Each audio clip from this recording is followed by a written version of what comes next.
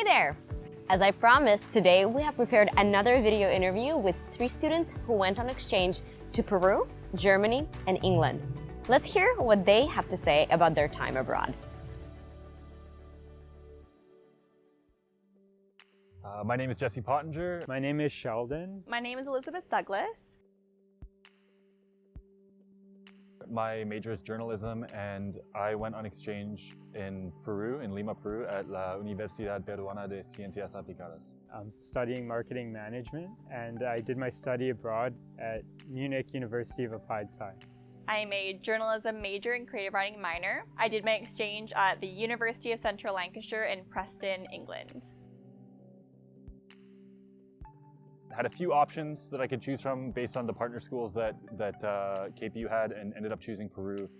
Partly because it seemed like it would be a bit more affordable, partly just because there's so much you can do there. Machu Picchu was obviously a draw. I heard the food was really good relative to like some of the best in South America. So yeah, that's why I chose Peru. For me, it was the curiosity of living in a different country and what came along with that. The yearning for adventure is really what drove me to study abroad.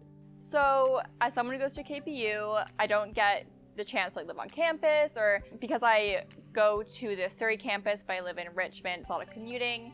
I don't get to spend a lot of time on campus outside of classes. So I wanted to go on exchange to be able to experience more of campus life, get to know people a bit better, and just, experience different cultures and meet different people. I went to this thing with a couple Peruvian friends that I had made called Toro Fest, which happens a couple times a year, which is essentially this party festival centered around activities that involve a live bull. It was an awesome opportunity to experience some other things that I hadn't done before, such as cooking my own meals on a regular basis. Something that I felt was very different that I got to experience there that versus here is pub culture. In the UK, you go to a pub, you sit down, have a beer, a cider, whatever, even just a meal with friends. And I found I did that a lot more, and like just to, relax and spend time with friends. I used to say chévere a lot, which apparently is like an old person thing. Like old people, it means like cool, chévere, que chévere. One of the first words that I learned when I was in Munich was Servus, which means hello, and it also means goodbye. For me, it took a while to transition what I was saying to things that my friends would understand. So like fries or chips, and chips or crisps, and whatever, like and petrol instead of gas. I guess one thing that surprised me, not so much because I had a different expectation, but more because I didn't know what to expect. I found Peruvian people to be very welcoming, very friendly, and also really nationalistic, but in a good way. Not like a we're better than you nationalism, but just I found that Peruvian people have a lot of pride in being Peruvian. I think what surprised me the most was the culture. One of the major differences was the grocery store experience there. Grocery stores were a lot smaller than they are in North America. Rather than it being a slow process where the customer service representative looks after you, it would be a speedy process, and they would be checking out your items so quick that you would have to stuff them in your bag and pay at the same time. I feel like I really surprised myself about the amount that I went out and put myself out there and met people and tried new things and went different places and traveled on my own, which I don't really do. So yeah, I think that was a big surprise even to myself. I will say the most challenging experience was something that a friend and I, a fellow exchange friend and I decided to do together, which was, it was a challenge we willingly stepped into, right? And that was like a midterm assignment for a photography class. He was in the same class as me, but a different block. We decided to take a bus up to the city of Tumbes, which is not a touristy place, but this is amid the ongoing crisis of Venezuelan refugees flooding the surrounding countries of Venezuela. And so we decided to go up there and see if we could find a family each to document their trip back to Lima. So part of the challenge was just the emotion, talking to people. Part of the challenge was getting there. Some of the biggest challenges I faced would have to also do with culture. I think just the difference between how people interacted on a regular basis was something that took getting used to. Sharing a living space was very difficult, like the kitchen, the fridges, and cleaning things. And I think it was good because it gave me responsibility, and it gave me, I got to put responsibility on other people as well. Yeah, so like certainly the element of independence was something new to me. Like I still, in the interest of saving money to travel more, I still live with my family in Canada.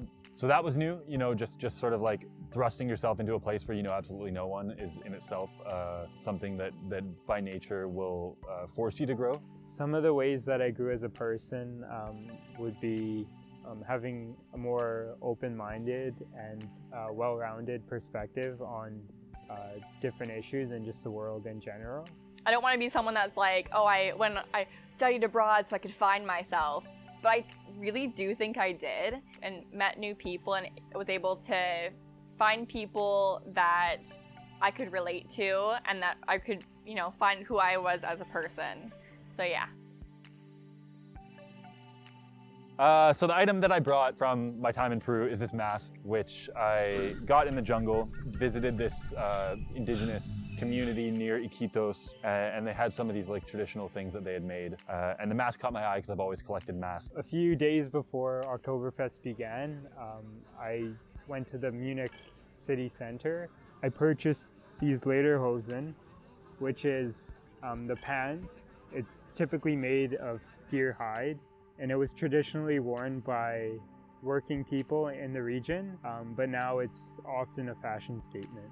One of the objects that I brought back from my exchange is actually a medal for fencing. When I went to the UK, I really wanted to make sure that I was staying with the sport that I do, and I wanted to make sure that there was like a club that I could join, and there was. It's less so for me about the medal itself, but more so about the travels that I went on with my team and the friendships that I made through that sport. So yeah, for me that was a really fun time.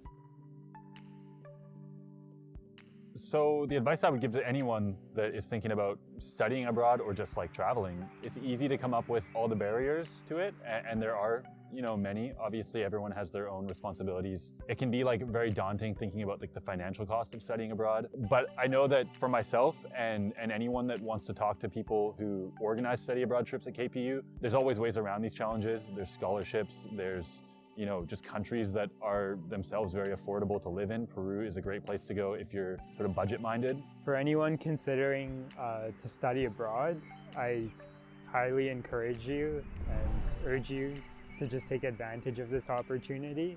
You won't regret it at all. There's so much to gain and nothing to lose. For me, going on exchange was probably my favorite part of university so far. I think when you're at a university where you don't live on campus and maybe you're commuting, you don't get to experience university life to its fullest, I don't think. Obviously, I think KPU is a great university and I love the classes and I love my friends and profs are amazing. But I feel like if you're someone who wants a new experience and wants to live on their own for a bit, and if maybe you don't travel too much, going on exchange is an amazing opportunity. Thanks so much for tuning in. I hope you enjoyed Jesse's, Sheldon's, and Liz's study abroad stories. If you're interested in learning more about study abroad opportunities through KPU, please reach out to us at KPU Study Abroad. Follow us on our social media channels linked below. Take care, stay safe, and stay in touch.